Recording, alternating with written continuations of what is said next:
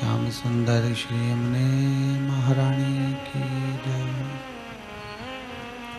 काशी विश्वनाथ भगवान की जय।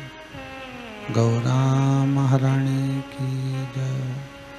श्री गणेश जी महाराज की जय हो। सरस्वती मात की जय हो। खेड़ापति सरकार की जय हो। कुबरेश्वर महादेव की जय हो।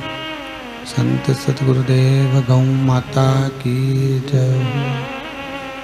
चिंता संतान हंतारो यत्पदानुरेणव स्वयं तनीचार्यानं प्रणमामि मुहुः।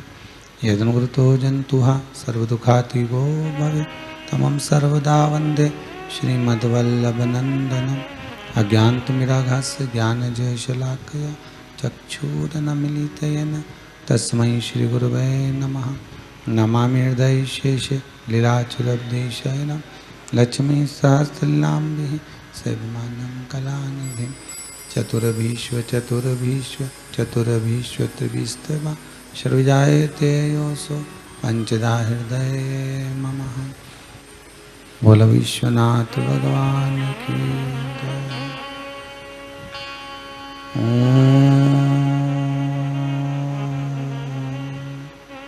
नमः शिवाय।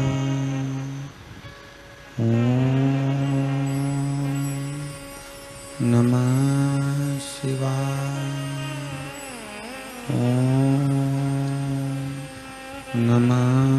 नमः शिवाय। नमः शिवाय। नमः शिवाय।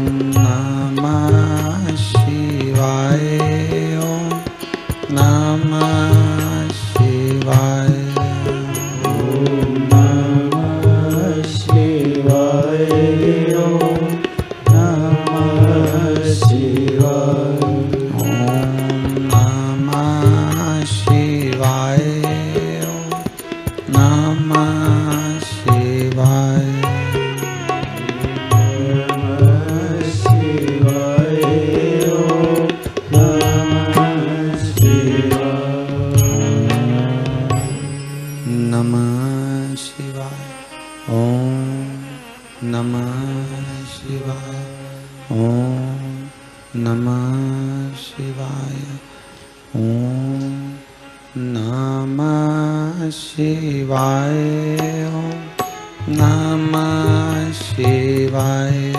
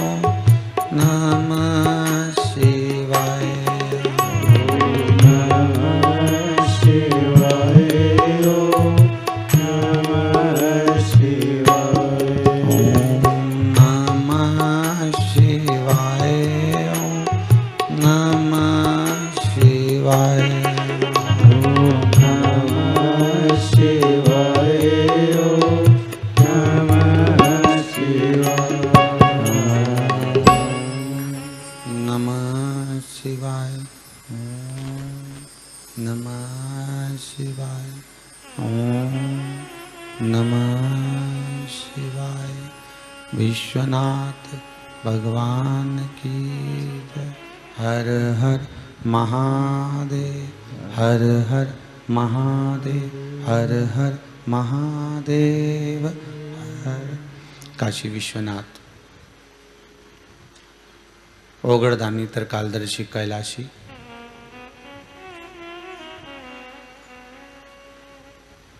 भूत भावन भूतेश्वर भगवान शंकर, जिनकी पुनित पावन शिव महापुराण की कथा कुबेर भंडारी की कृपा से श्रवण करने का सौभाग्य प्राप्त हुआ है।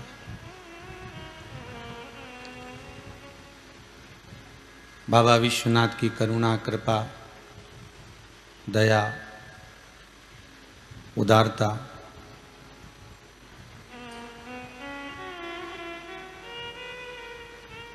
और उस कृपा का बल इतना है कि अपने पूर्वजों को पार लगाने के लिए श्री रामेश्वर लाल, श्रीमती सोवन देवी जी बांगड़,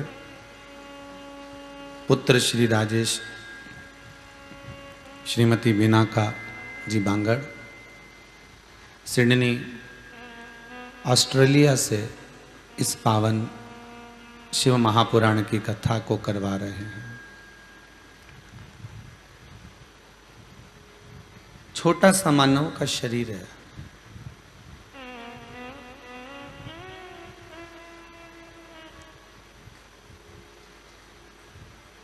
मात्र एक बुलबुले की तरह।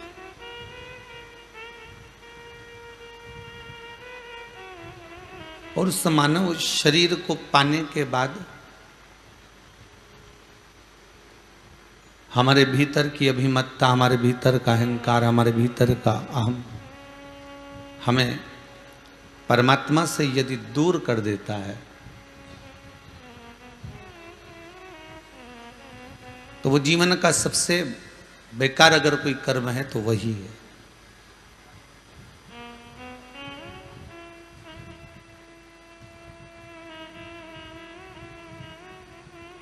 शिव महापुराण में एक बात बड़ी सुंदर कही है, शंकर की कथा में,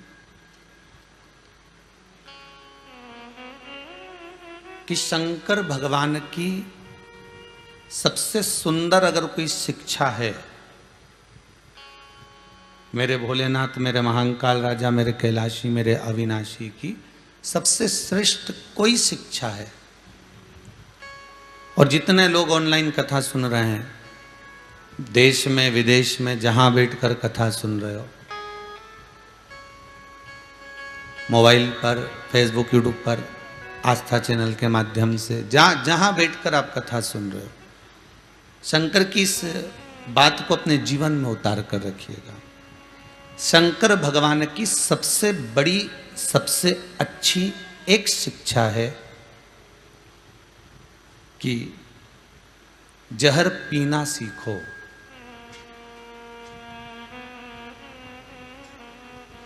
जहर उगलना नहीं। क्या सीखना है हमको? जहर पीना।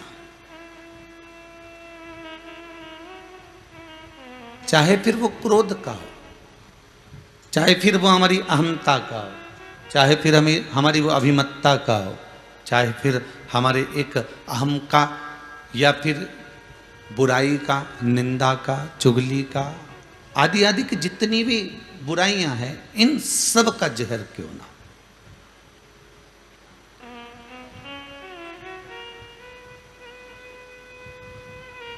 बड़ा अनमोल है मानव का देह,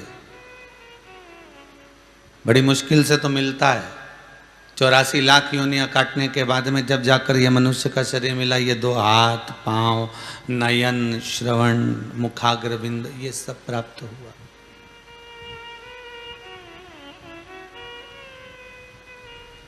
और यदि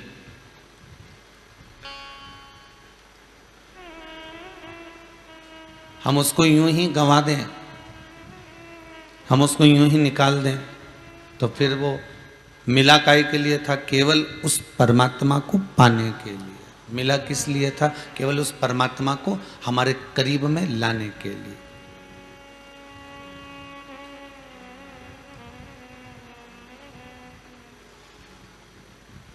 और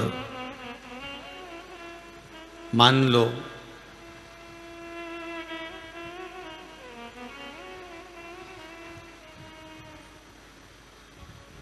मन चित्त वृत्ति थोड़ी भी गड़बड़ है तो फिर परमात्मा हमारे करीब में होगा क्या? अच्छा, एक बात और सरल भाषा में जानो, आप लोग कभी घर से बाहर निकले होगे? जितने भी कथा सुन रहे हो कभी तो घर से बाहर निकले होगे, कभी साथ में भोजन भी लेकर गए होगे अपनी गाड़ी में, टिफिन भी लेकर गए होगे अपने साथ में।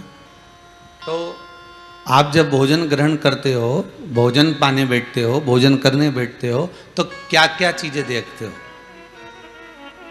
जरा देखना हरियाली है कि नहीं, थोड़ा हरा भरा हो, थोड़ा एक आध पेड़ मेड़ की छाया लगी हो, और अच्छा पेड़ की छाया भी मिल जाए तुमको, हरा भला बगीचा भी मिल जाए, और पेड़ की छाया के नीचे किसी ने बहुत सारा पान खा के थूक रखा हो, तो तुम भोजन करोगे क्या?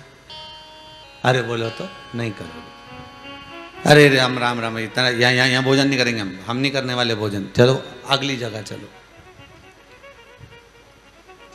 गाड़ी थोड़ी और बढ़ाओ आगे, फिर और आगे गए तो कभी या कोई पेड़ ही नहीं मिल रहा, भले पेड़ नहीं मिले पर जगह तो अच्छी मिले जहां पर भोजन करें। फिर और आगे जाकर देखा तो फिर और कोई अच्छी जगह प्राप्त हुई जहां पर थोड़ी सी हरियाली थी, पानी भी था और थोड़ी भूमि थी, तो कहा अब यहाँ कर लो, भले थोड़ी धूप आ रही है चलेगा पर जमीन अच्छी लग रही है, अब जहाँ भोजन करेंगे वहाँ अच्छा। किसी ने थूक रखा है, किसी ने गंदगी कर कर रखी है, उस जगह पर भोजन नहीं किया जा सकता। अच्छी जगह ढूंढोगे तब जाकर आप भोजन करने के लिए बैठोगे, जब श्रेष्ठ जगह आप ढूंढोगे, जब अच्छी जगह आप ढूंढोगे तब आप भोजन करने के लिए बैठोगे। उसी तरह शिव महापुराण की कथा कहती है, आप कहीं जा रहे हो तो भोजन के लिए अच्छी जगह देखते हो, उसी तरह परमात्मा भी संसार के मनुष्य को जन्म देने के बाद किसके दिल में, किसके मन में, किसके चित्त में, किसके हृदय में भगवान को आकर बैठना है, भगवान ये देखता है कि किसका मन साफ है।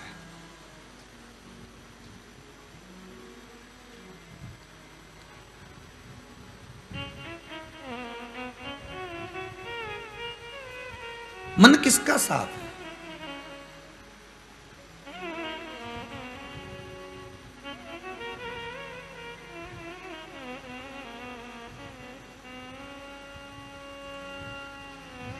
अरे भाई, सांप का जहर वाला दांत निकाल दो तो फिर वो फुनकारे मारे तो कोई मरे नहीं, क्या इसका तो जहर निकली गया, इसका जहर समाप्त हो गया। अब अगर ये डसेगा भी तो कोई मरेगा नहीं, अब इससे भय नहीं है, इससे डर नहीं है। पर सांप का जहर निकाल दो तो कोई नहीं मरे कि इसका जहर निकल चुका है। पर मनुष्य के भीतर ऐसी क्या चीज निकाल दी जाए कि ये किसी को नहीं डसे?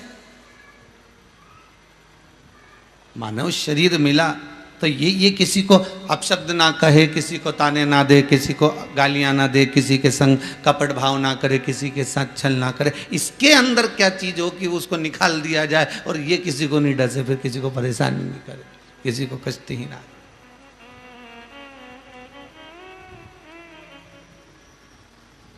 सांप का तो जहर निकाल दोगे तो फिर भय नहीं रहता, पर मनुष्य का क्या निकालोगे कि भय ना हो?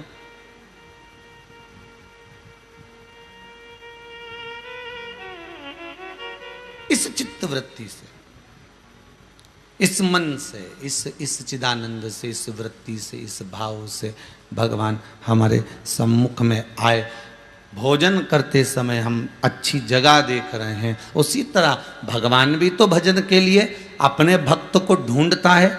जैसे आप अच्छी जगह ढूंढ रहे हो, उसी तरह भगवान भी अपना भगत ढूंढता है कि इसका मन साफ हो, इसका चित्त चिदानंद वृत्ति इसकी निर्मल हो, तो मैं इसके भीतर बैठ जाऊं। और बैठूंगा जब अंदर में समा जाऊंगा, इसकी श्वासों में, इसकी धड़कनों में, इसकी चित्त वृत्ति में, इसकी रोमावली में, इसके मन में जब मैं समा जाऊंगा तो फिर इसको कहीं जाने की जरूरत नहीं पड़ेगी, परमात्मा इसके साथ ही चलेगा।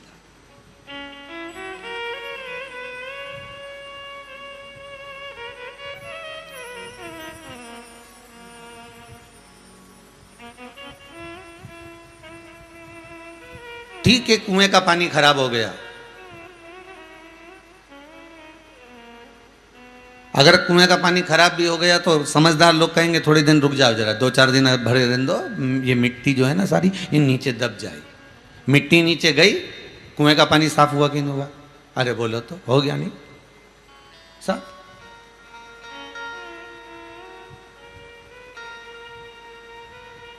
बस उसमें मिट्टी पड़ी थी, वो घुल गई थी, और वो मिट्टी घुलने के बाद वो मिट्टी का पानी धोला हो गया, वो मिट्टी का पानी हो गया, वो साफ क्लीन नहीं दिख रहा है।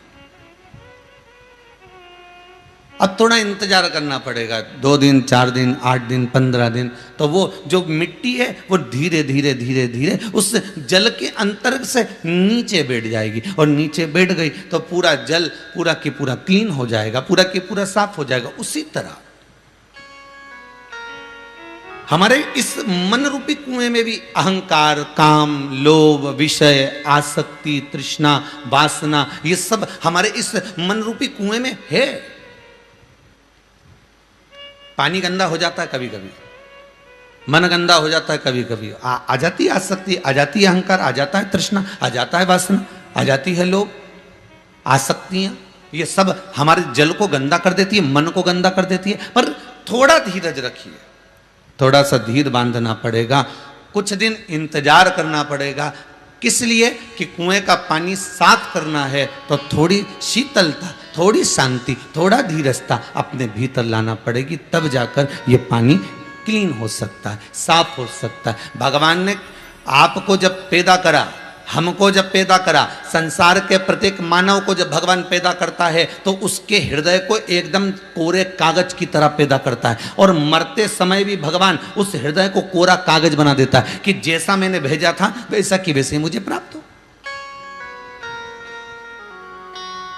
मरते समय भी व्यक्ति की आसक्ति चली जाती है, मरते समय भी व्यक्ति को लगने लगता है, जब अंतिम समय आता है तो आसक्ति उसकी जाने लगती है, अब मुझे परिवार का मोह नहीं रहा, अब मुझे कपड़ों से मोह नहीं रहा, अब मुझे धन से मोह नहीं रहा, मुझे इन परिवार वालों से मोह नहीं रहा, मुझे इन वस्तुओं से मोह नहीं रहा। उसको कहो कि ले थोड़ा सा भोजन कर ले, तो भोजन से मोह नहीं रहा।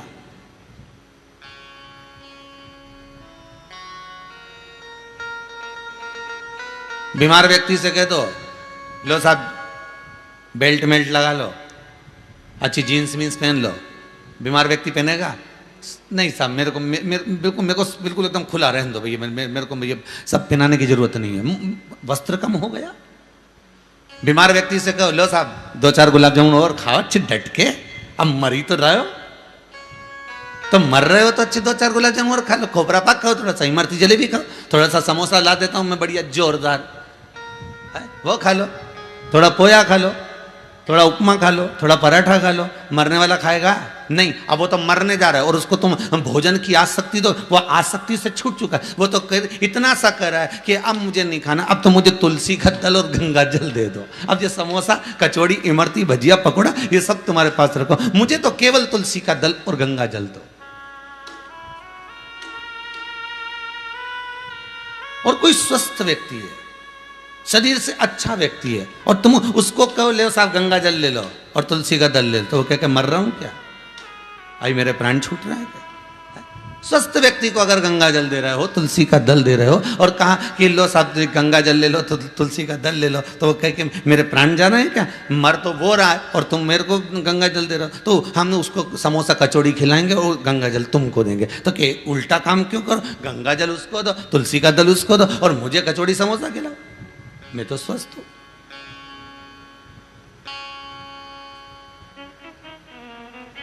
आए थे तब भी आसक्ति नहीं थी, जब पैदा हुए थे ना कोई आसक्ति नहीं थी, ऐसे ही पड़े थे। तुम्हें यह भी नहीं मालूम था कि ये माताजी है कि पिताजी है, ये भाई है कि बंधु है कि सखा है, कुछ भी नहीं मालूम था, बस तुम तो ऐसे ही पड़े, क्योंकि आसक्ति नहीं है। और मरे तब भी आसक्ति नहीं है। मरते समय भी सारी आसक्तियां, हम वस्त्र कोई के जीन्स पहन लो, कोई के कुर्ता पजामा पहन लो, हो सब पड़े रहते, मैं तो नहीं पहनू दादा, मेरे को तो एक कपड़ा ओढ़ा दो बस बहुत है। और मरने वाले व्यक्ति को भोजन की आसक्ति भी छूट जाती है। अब मरने वाले व्यक्ति से तुम कहो कि लो सब 2-4 हाथ में अंगूठी पहन लो, ने चेन पहन लो, ने बढ़िया जोरदार हाथ में कड़ा मड़ा पहन लो, तो क्या मरने जा रही हूँ तो क्या सोने का कड़ा मड़ा पहन लो, और जो पहना सब उतार लो, तो घबराहट हो रही है। मतलब सोने से भी आसक्ति छूट गई। अब मरने वाले व्यक्ति से कहो कि सब लो ये 2-2 हजार के नोट की 5 गड्डियां हैं तुम्हारे पास, रख लो, है तुम तुम्हारे पास में रखो, बड़े काम में आएगी। तो मरने वाला कहेगा रेंद्र दादा वो हॉस्पिटल में लगा देना, तू तो तेरे पास ही धर ले, मेरे को नहीं चाहिए, हिसाब भी तू ही कर। आसक्ति छूट गई। ना धन, ना दौलत, न सत्ता, न सम्मान, न वस्तु, किसी भी चीज की आसक्ति मनुष्य को नहीं रहती। आया तब भी, गया तब भी, सब आसक्तियों से वो वंचित है, सारी आसक्तियों से वो छूट चुका है।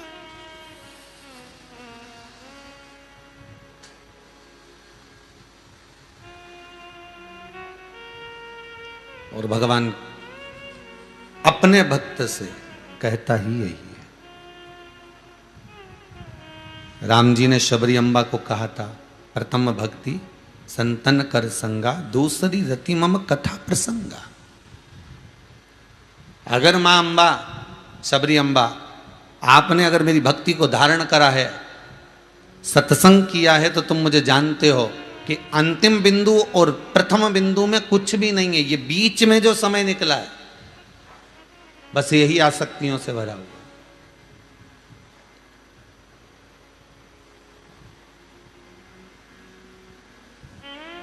यही आसक्ति।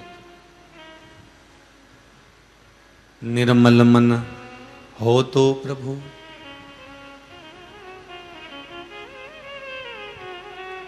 शबरी के घर भी जाते हैं। निर्मल अगर भाव है तो भगवान पहुंचेगा। जैसे विदुर जी की धर्म पत्नी, जिसका नाम था पारसंदी, क्या नाम है उनका? विदुर जी की धर्म पत्नी का नाम है पारसंदी।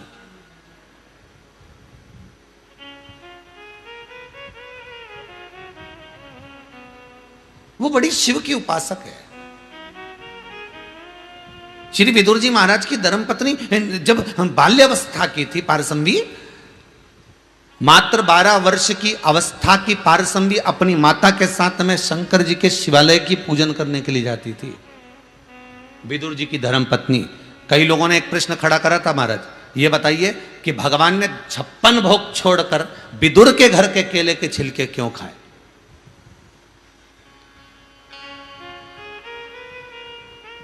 कारण क्या था? कारण ये शिव महापुराण की कथा कर रही है। कोई के भाग्य में आपके लिए लोगों ने दाल बाटी बना कर रखी, आपके लिए लोगों ने मालपुआ बना कर रखा, रबड़ी बना कर रखी, खीर बना कर रखी, और आपके लिए इतना सारा पकवान बना कर रखा, और आप चले गए वो सामने, और वहां जाके तुमने कहा लाओ सब रोटी दे दो। तुमने कहा सब आज की तो नहीं है, 2 दिन पुरानी रोटी रखी, दे दूं? तो क्या दे दो। अब तुम्हारे लिए इतना बना कर रखा और तुम बासी रोटी खाओ तो तुम्हारा भाग्य। अपन तो सरल भाषा में यही कहेंगे कि भैया इनका भाग्य ऐसा होगा कि इनकी किस्मत में ये ठंडी रोटी, ये बासी रोटी लिखी होगी। पर शिव महापुराण की कथा कहती है कि ये विदुर जी की धर्मपत्नी पारसंदी, ये 12 वर्ष की अवस्था में क्या, 9 वर्ष की अवस्था क्या, 8 वर्ष की अवस्था क्या, जो अपनी माता का हाथ पकड़कर शंकर के शिवालय का पूजन करने जाती थी। विदुर जी की धर्मपत्नी पारसंदी शिव आराधना में डूबी रहती थी, शंकर की आराधना में इतना भजन करती थी, इतना स्मरण करती थी कि उसको कुछ सुहाता ही नहीं था।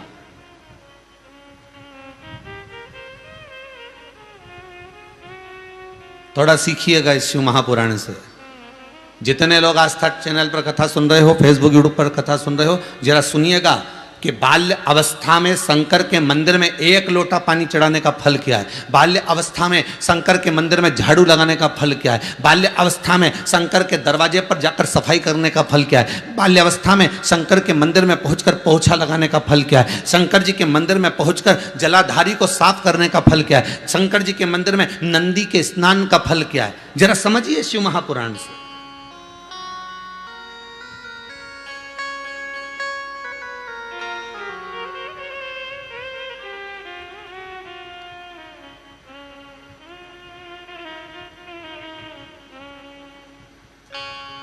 निर्मल मन हो तो भगवन भक्तों के घर भी आते हैं। महाराज समय आए, भाव आए तो भगवान सम्मुख में आ जाते। इसलिए कहा कैसे आएंगे हरि, कैसे आएंगे हरि, अब तक गंदा पड़ा है द्वारा, कैसे आएंगे हरि।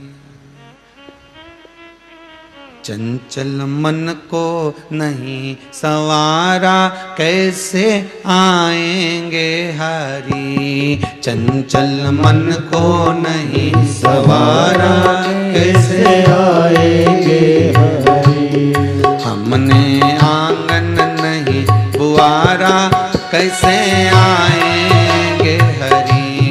हमने आंगन नहीं बुआरा, सब कैसे आएंगे हरि। कैसे आएंगे हरि, कैसे आएंगे हरि, कैसे आएंगे हरि, कैसे आएंगे हरि।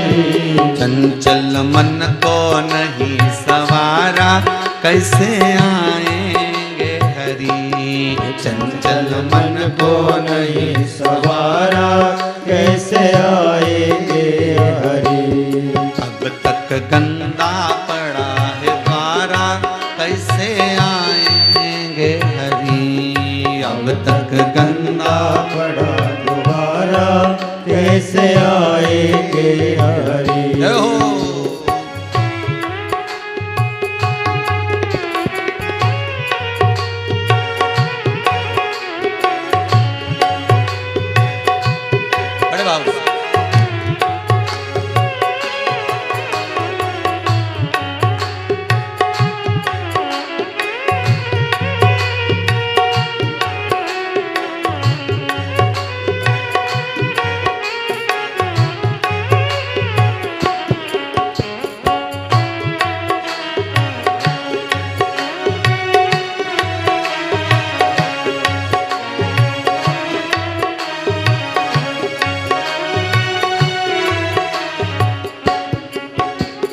निर्मल मन हो तो भोले बाबा भक्तों के घर आते हैं।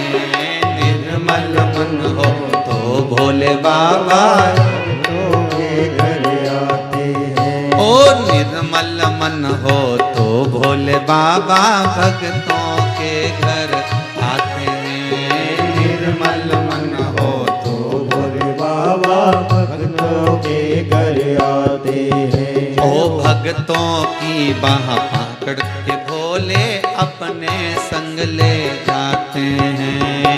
भक्तों की बाह पकड़ के भोले अपने संग ले जाते हैं। हमने इस पर नहीं विचारा, हमने इस पर नहीं विचारा, कैसे आएंगे हरि। चंचल मन को नहीं सवारा, कैसे आएंगे हरि। चंचल मन को नहीं सवारा, कैसे आएंगे हरि। कैसे आएंगे हरि, कैसे आएंगे हरि, कैसे आएंगे हरि, कैसे आएंगे हरि। हमने आंगन नहीं बुआरा, कैसे आएंगे हरि। हमने आंगन नहीं बुआरा, कैसे आएंगे हरि।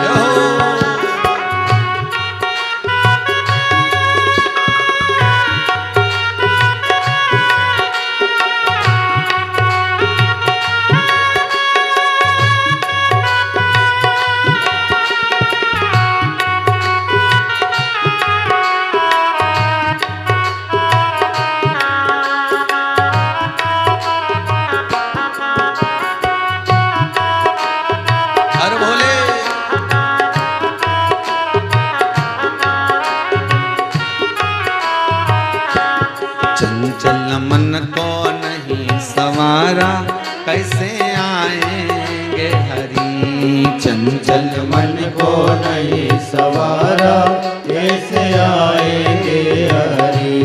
कैसे आएंगे हरि, कैसे आएंगे हरि, कैसे आएंगे हरि, कैसे आएंगे हरि। अब तक गंदा पड़ा है द्वारा, कैसे आएंगे हरि।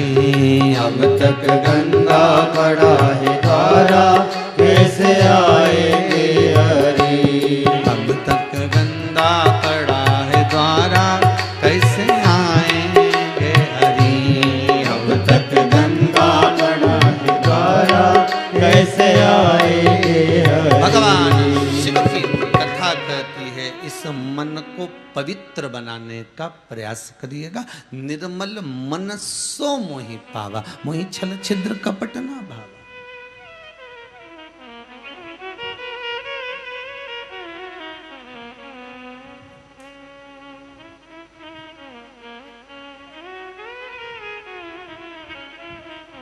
महाराज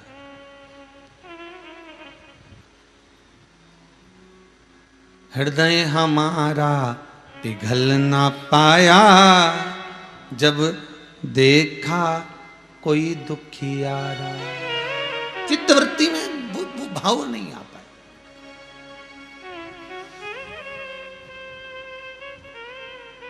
किसी पंथ भूले को हमने नहीं दिया सहारा।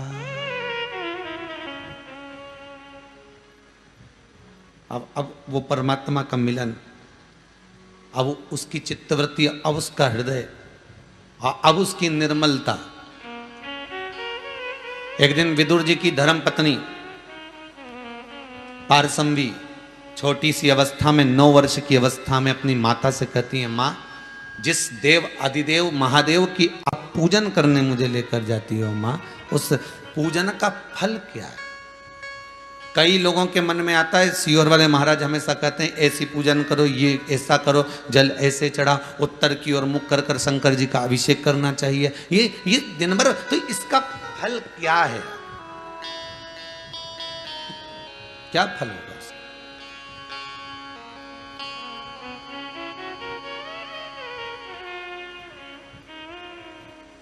अरे भाई, गीता जी में वर्णन किया है मेरे ठाकुर जी ने। गीता जी में मेरे भगवान कृष्ण वर्णन करते हैं कि तू कर्म करे जा, फल की चिंता बिल्कुल मत कर, तू तो अपना काम कर।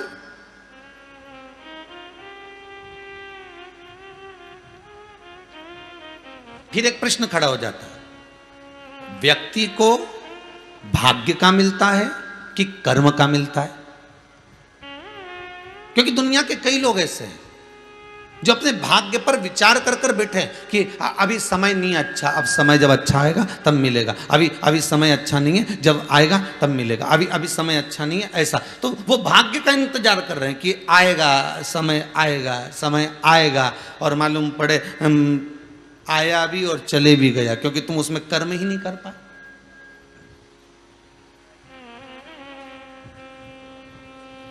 और कई ऐसे भी हैं जो कर्म कर रहे हैं पर भाग्य प्रबल ही नहीं हो पा रहा।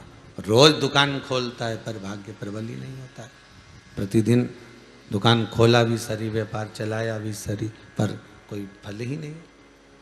कजन कितने व्यापार बदल कर भी देख लिया, फिर भी फायदा नहीं, कर्म तो कर रहा। फिर मन में आया कि कर्म का मिला कि भाग्य का मिला। सरल भाषा में समझना, बैंक के लॉकर में आप अपनी रकम रखने जाते हो, अंगूठी, चेन, मोबाइल, पर्स, जो भी कुछ बैंक के लॉकर में जो तुम्हारे पास में दौलत है, सत्ता है, वो तुम लॉकर में रखने जाते हो। उस बैंक के लॉकर के 2 चाबी होती है, एक मैनेजर के पास होगी, एक आपके पास होगी। मैनेजर अपनी चाबी को कितना भी घुमा ले, लॉकर खुलेगा क्या? नहीं। और आप चले जाओ अंदर और अपनी चाबी कितनी भी घुमा लो, लॉकर खुलेगा क्या? नहीं। मैनेजर भी चाबी घुमा कर देख ले तो लॉकर नहीं खुलने वाला, और आप भी अपनी चाबी घुमा कर देख लो तो लॉकर नहीं खुलने वाला। लॉकर कब खुलेगा? लॉकर किस समय खुलेगा? कि तुम अपनी चाबी तो घुमा रहे हो, पर मैनेजर आएगा, चाबी घुमा कर जाएगा और लाकर एक क्षण में खुल जाएगा। उसी तरह शिव महापुराण की कथा कहती है कि कर्म करे जाओ, कर्म की चाबी को घुमाए जाओ, कर्म की चाबी को आप घुमाने में देरी मत करो, कर्म करे जाओ, कर्म करते जाओ, करते जाओ, करते जाओ, और परमात्मा के चरणों में विनती करते जाओ कि तू भाग्य की चाबी घुमाने जरूर आ जाना। और वो मैनेजर जब आएगा अपनी चाबी घुमा कर जाएगा और लाकर खुल जाएगा। कर्म आपको करना है, फल वो दे।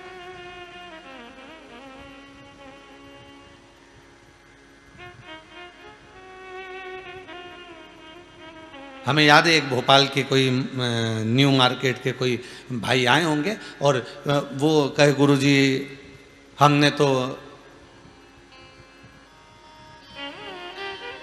कपड़े की दुकान डाली थी, फिर क्या हुआ, तो वो चली नहीं। और इतनी विनती करके गए, तब हमने भगवान को प्रसाद भोग सब लगाया, सब सारा काम भी करा हमने, और 15-20 दिन चली, फिर चली नहीं।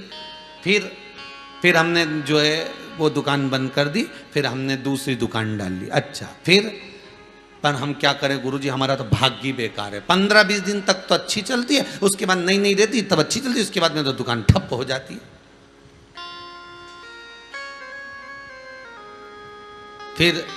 फिर हमने वो वाली दुकान भी बंद कर दी। अच्छा, फिर हमने कोई दूसरी डाली और दूसरी डाली, फिर हमने वही करना चाहा, फिर वैसा की वैसे ही किया, फिर 15-20 दिन चली, फिर ठप हो गई।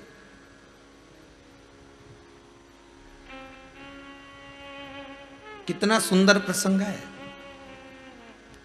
एक गुरुजी ने अपने चेलों को कहा, ये लोटा लेकर जाओ,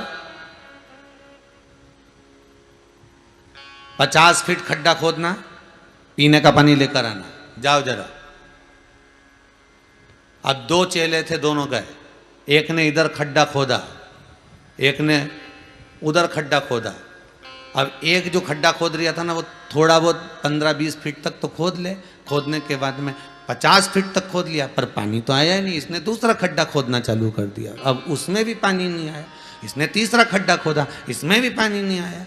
चौथा खड्डा खोदा, उसमें भी पानी नहीं आया। और वो व्यक्ति खड्डा खोद रहा है, एक और शिष्य खड्डा खोदे जा रहा। गुरुजी ने कहा आ जाओ वापिस। ये वापिस गया, पानी निकला। अरे गुरुजी, एक नहीं 10 खड्डे खोद लिए और पानी नहीं निकला। अच्छा, दूसरा चेला आया लोटे में पानी भरकर, बेटा तू पानी लिया? हाँ गुरुदेव, मैं लिया यार। खड्डा खोदा? हाँ गुरुदेव। 50 फीट पे नहीं निकला, मैं और खोद दिया, पर पानी निकल गया, मैं लेकर आ गया। अच्छा, ला पानी। गुरुजी ने पिया तो चेले से कहा, ये देख, 10 जगह पर खड्डे खोदोगे तो पानी मिलने वाला नहीं है। एक ही जगह दम से खोद ले, पानी निकल कर बाहर आ जाएगा। उसी तरह 10 जगह पर जाकर भटकोगे, 10 जगह पर जाकर माथा रगड़ोगे, 10 जगह पर जाकर विनती करोगे, 10 जगह पर जाकर प्रार्थना करोगे तो काम होने वाला नहीं है। बस एक जगह शंकर को ऐसा पकड़ ले, शिव का अनुमोदन, शिव का स्मरण ऐसा कर ले, और शंकर की भक्ति में एक बार इतनी तल्लीनता से डूब जा, इतना डूब जा कि अंतिम क्षण में वही शंकर तुझे दर्शन देने आ जाए, तो समझ कि तूने खड्डा खोदा। नहीं तो मालूम पड़े थोड़े दिन आए, अभी थोड़े दिन आएंगे तो गणेश जी को मना लो, थोड़े दिन शंकर जी को मना लो, थोड़े दिन देवी जी को मना लो, थोड़े दिन इनको मना लो, थोड़े दिन उनको मना लो, सारे देवी देवता को मना लिया। अब सारे देवता तो भैया खा पी के चले गए।